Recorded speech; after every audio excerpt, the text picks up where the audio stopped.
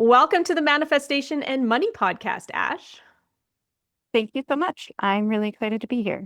I'm excited to have you here, and I'd love for you to share with the listeners just who you are and what your story is. Yeah, I'm Ash Mars and I run the Soul Release Method.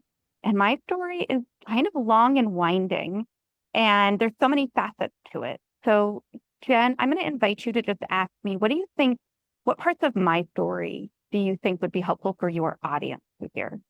Ooh, I liked the playfulness of your connection with reading about your connection, especially with money. And you were talking about how like you built yourself a money garden. I believe that's Mm, mentally stuff like that, yeah, like the playfulness of connecting with breaking through our money beliefs. fantastic. Yes, money garden. Let's talk about that for sure. Okay. And I think where that orients me to is a little bit of my journey with money, right? And so our money stories start oftentimes before we're born, right? They're like the families and what we inherited. And I have parts of my history being Jewish, being an immigrant, having a family that was going through a lot. And when I was born, my family had limiting beliefs that they gave to me. And my birth triggered something in our family. My parents had me when they were older, about 39. And by 40, they were filing for bankruptcy. And so I had deeply internalized at that very young age that my birth caused poverty for my family. And that then became part of my story, right? Just existing is causing harm. Just becoming into the world made it so my family couldn't pay their bills. And Wow. it took me so long to dig to that kernel, but it showed up in my day-to-day life in all these different ways, right? It showed up as taking jobs that I was overworking at and just doing like 80 hours of work every week and getting paid like $50,000, giving away my time and my expertise. And that was all of the patterning that it then created throughout my life. And I would say what's important for us to recognize is wherever we're at in our journeys, whether it's starting to see the patterning come or starting to dig to that initial point in our lives, that it's all just story. It's the learning that we're becoming the hero of our own journey by going through those hardships and those challenges. And where I started to realize that for myself was I started to see really like different ways that I was repeating the same relationship patterns.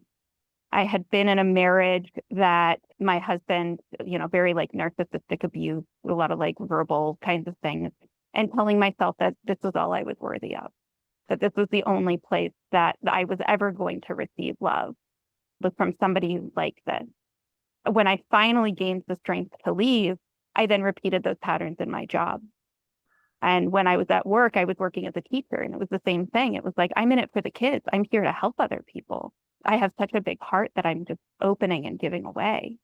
And the education system was like, yes, we love that you care for kids, but also like, we want you to siphon them into our system that I didn't necessarily believe in, right? Or I don't think they're doing a lot of good. I'm not saying the education system is wrong or bad. I'm saying that they're not a system that works for everybody. When I decided to exit, when I started to see these overlying patterns, what it started to show me was it was all about relationships. It was the relationship with my husband. It was the relationship with my job. The job inherently wasn't bad. It wasn't evil. It was my relationship with it. So when I started looking at that, I started to then look inward of what relationship inside of me is that reflecting.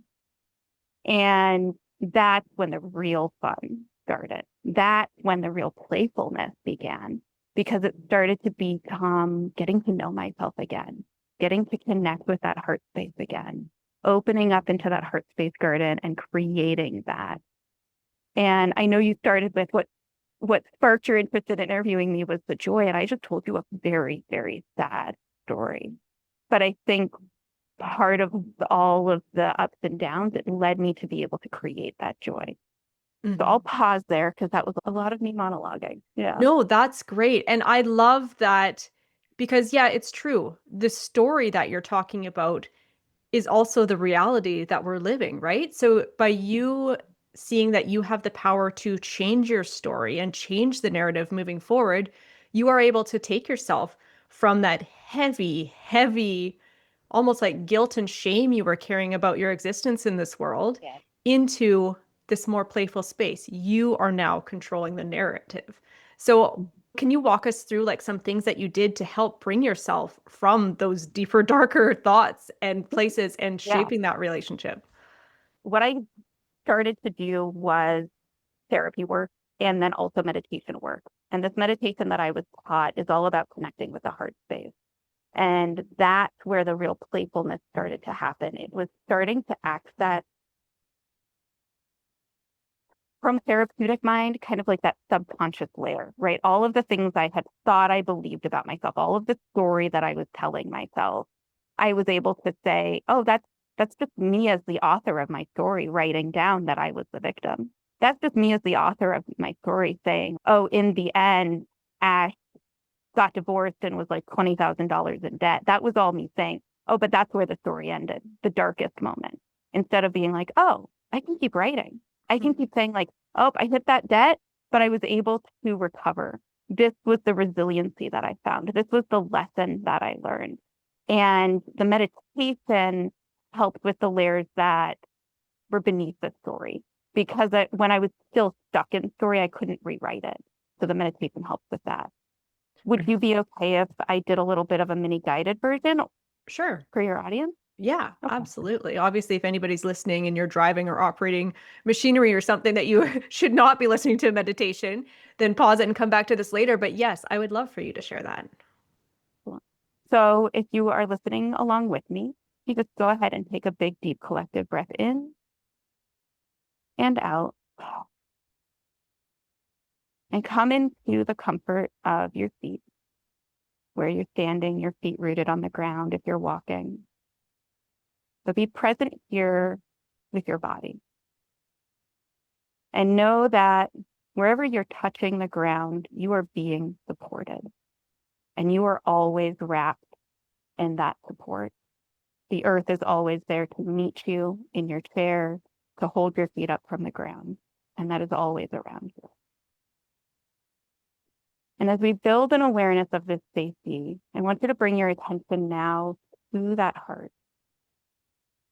Taking a deep breath in, feeling the chest rise, the heart space opening. Deep breath out, letting the air out. Deep breath in, that new energy, expanding the heart space, expanding the rib cage. And a deep breath out, letting that old thought pattern, that old energy exist. And in front of you, I want you to visualize a door. And this door is the doorway into your own heart space garden. Go ahead and take this door in. And as you're here, feel that with you is a guide, a teacher, the embodiment of money, the embodiment of your next manifestation.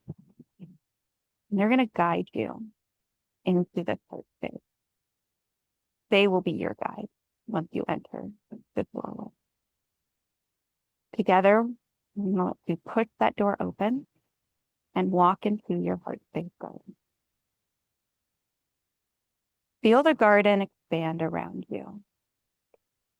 Feel yourself like a child, playful, arriving in your own secret garden.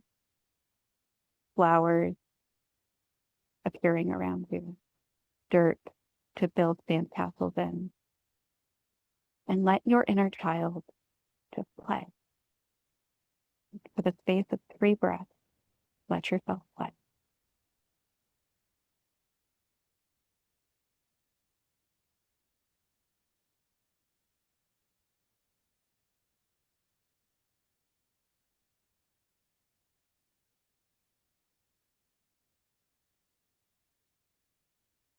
Now go ahead and come back to the sound of my voice.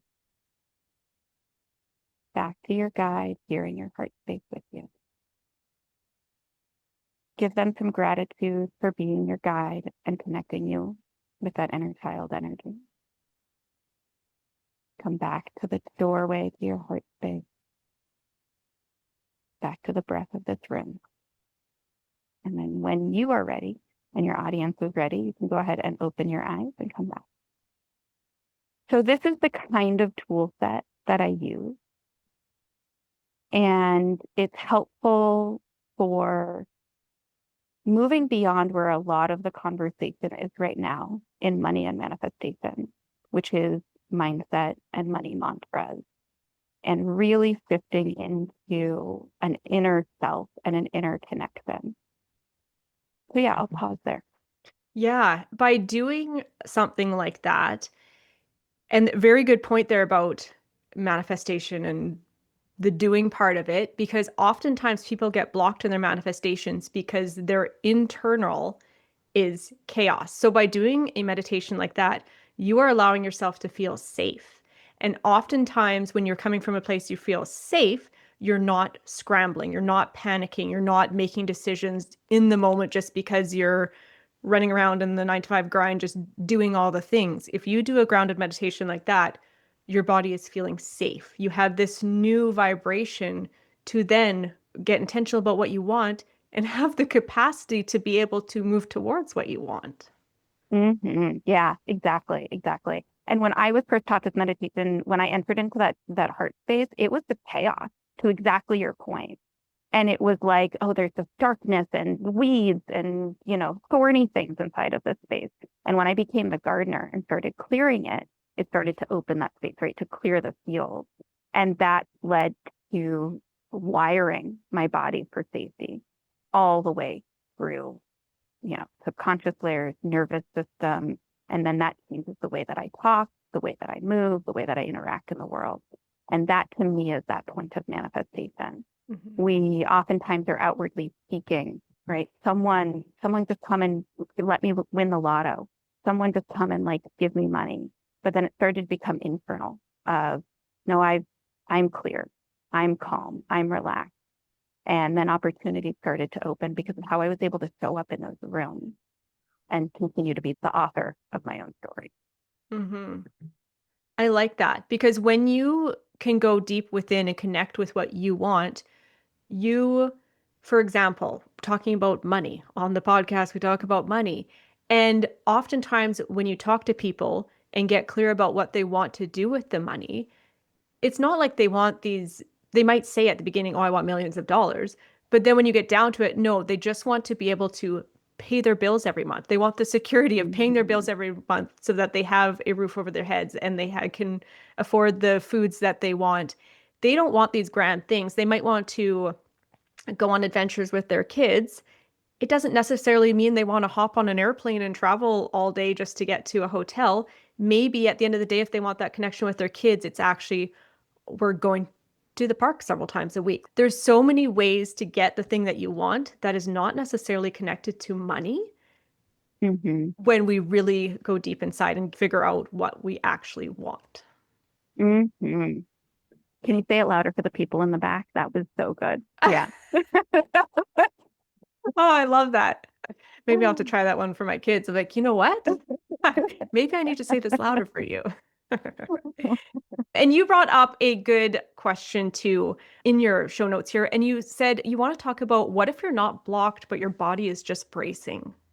Mm, I yeah. was like, ooh, let's go there. Yeah. When you hear that question, what makes you go, ooh? What makes you interested? Just because maybe right now it's just I don't want to say a taboo word, but it's just like a catchphrase that's thrown out where people are like, oh, you must be blocked. So I don't even think Mm-hmm. people really fully understand, okay, great, I'm blocked, but Yeah. what could that look like? How can I work through that? Yeah. Yeah. Yeah. Yeah. Okay. Great. Fantastic. Yeah.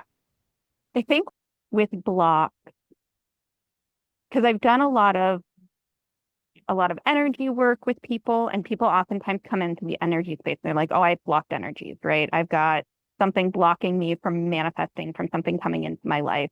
I was recently working with a client and she was like, I'm working so hard. I know I'm doing all of the manifestation work, but something's blocking it from coming. And when we talked about it, everything that was blocking her was outside of herself. Oh, it's my husband. Oh, it's the fact that the social media isn't spreading my algorithm message. Oh, it's this outside of here. Oh, it's that outside of me here. And when we're continuing to point those fingers and point that blame, that to me is the essence of the block.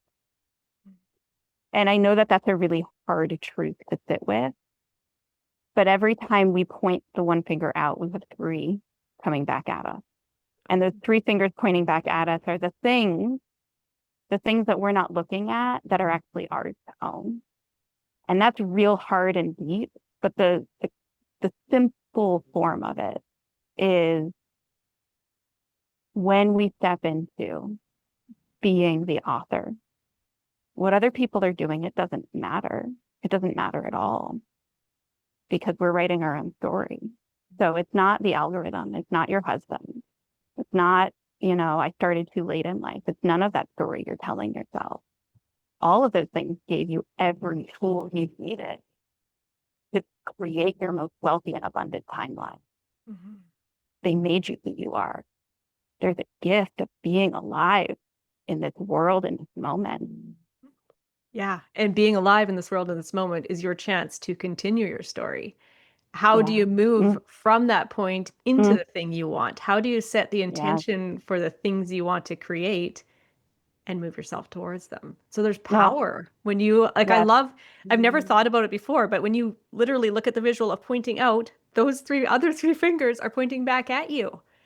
That's Yeah. a cool visual too. So every time you get that gut feeling to want to do that, see those other three fingers and think, wait, and see where you can take ownership into what is happening there.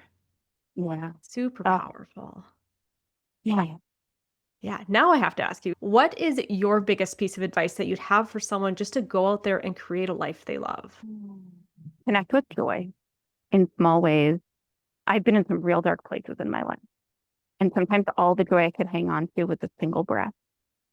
And over time, I was able to expand that, expand that, expand that. And now I'm here, right? We talked about my heart space garden and that meditation. And I'm literally sitting in this place that is a reflection of that heart space garden for me. My life has completely transformed. And when you can't even do it for a single breath, it's hard to imagine what it's like to be on this side of the camera and the microphone giving this interview. But like me sitting here is proof that you can. And that's why I'm here. And that's why I'm showing up and sharing my story, not because I want anything for myself, but because I want to show you that you can. And that's it. Yeah. I love that. What a fun way to take your message that you unpacked and realized that you had to deal with to turn it into this wonderful catalyst to move you forward to what you're doing now. So can you share with the listeners where they can reach out, carry on this conversation with you? Yeah, absolutely. Soulreleasemethod.com is where you can find me. And my name is Ash Mars. I'm all over the internet, the Facebook, the YouTube, all those places. So come find me. Perfect. Thank you so much for joining me on the show today, Ash, and having this conversation. Sounds good. Thank you so much for having me.